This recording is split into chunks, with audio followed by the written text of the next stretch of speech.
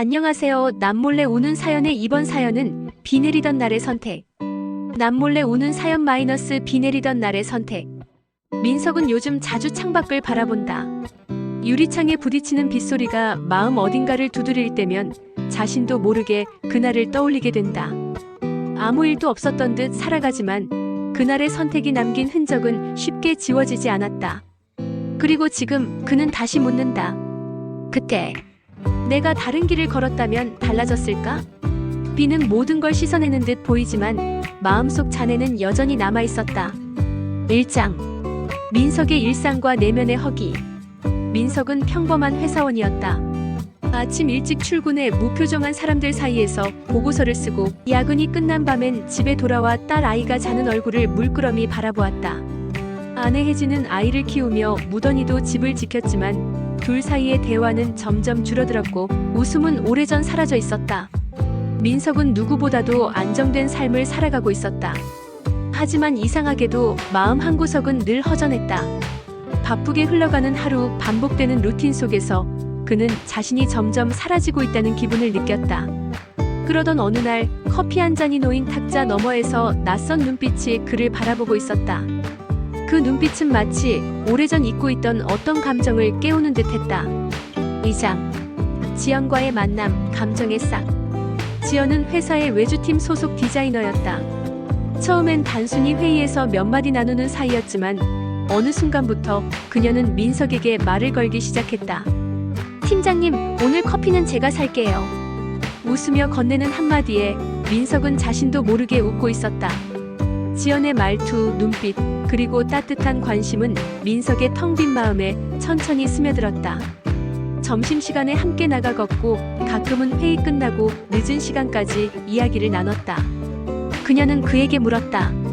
가끔은 아무도 없는 곳으로 떠나고 싶지 않으세요? 민석은 그 질문에 대답하지 못했다. 대신 고개를 천천히 끄덕였다. 3장. 선을 넘은 순간 불안한 관계. 비가 내리던 어느 저녁이었다. 우산도 없이 함께 골목길을 걷던 둘은 좁은 커피숍으로 들어갔다. 젖은 옷, 떨리는 손, 뜨거운 커피. 그리고 그 순간 민석은 지연의 손을 잡았다. 그날 이후 모든 것이 달라졌다. 서로를 피하는 듯 하면서도 눈빛은 더 깊어졌고 대화는 더욱 조심스러워졌다. 우리 이래도 되는 걸까? 지연이 조심스럽게 물었다. 민석은 말없이 고개를 숙였다. 마음속 깊은 곳에서 죄책감이 일렁이고 있었지만 그와 동시에 놓치고 싶지 않은 감정도 있었다. 아내와의 대화는 더욱 줄어들었고 집에 돌아가면 지친 척 침대에 누워 잠든 척했다. 지우, 그의 딸이 아빠 오늘 왜 이렇게 말이 없어? 라고 묻는 순간 민석은 마치 자신이 거짓된 껍데기 같았다. 4장. 아내 혜진의 변화, 가정의 균열.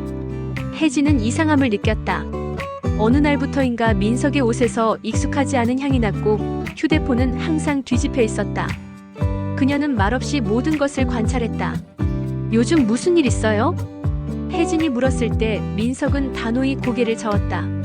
하지만 그녀의 눈엔 이미 확신이 담겨 있었다. 아이 앞에서는 아무렇지 않은 척했지만 거실에서 혼자 울고 있는 아내의 뒷모습은 민석의 마음을 찢었다. 그는 벗어날 수 없는 거짓말 속에 갇혀 있었다. 5장. 드러난 진실, 무너지는 민석.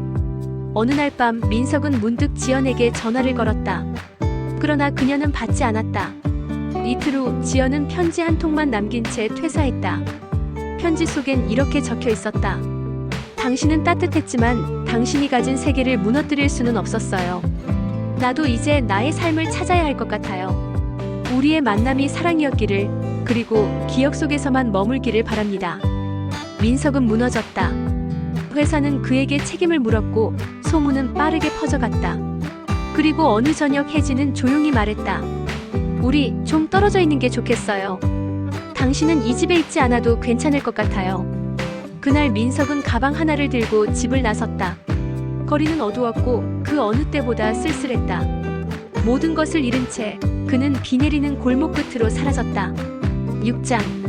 끝이 아닌 끝 선택의 시간. 한 달 후 민석은 한 주택가 골목의 작은 방에 있었다. TV도 없이 책 한 권과 라디오 하나만 있는 방. 매일이 고요했고 가끔 지우의 사진을 꺼내 바라보았다. 그는 다시 선택의 기로에 서 있었다. 모든 것을 되돌릴 수는 없었지만 새로운 길을 선택할 수는 있었다. 그는 아침 햇살이 비추는 창가에서 처음으로 편지를 썼다. 지우야, 아빠가 미안하다. 하지만 언젠가 너를 다시 꼭 안아줄 수 있길 바란다. 그때의 나는 지금보다 조금 더 나은 사람이었으면 좋겠어. 에필로그. 몇 년 후 다시 내리는 비. 몇 년 후 다시 비가 내리던 날, 민석은 오래된 카페에 앉아 우연히 마주한 소녀를 바라보았다. 그 소녀는 아빠 손을 꼭 잡고 있었고 투명한 우산 아래 웃고 있었다. 문득 그는 미소 지었다. 누군가의 인생은 여전히 이어지고 있었고 그 역시 끝이 아닌 어딘가에서 계속 살아가고 있었다. 비는 여전히 창밖을 적시고 있었지만 이번엔 조금 덜 차갑게 느껴졌다.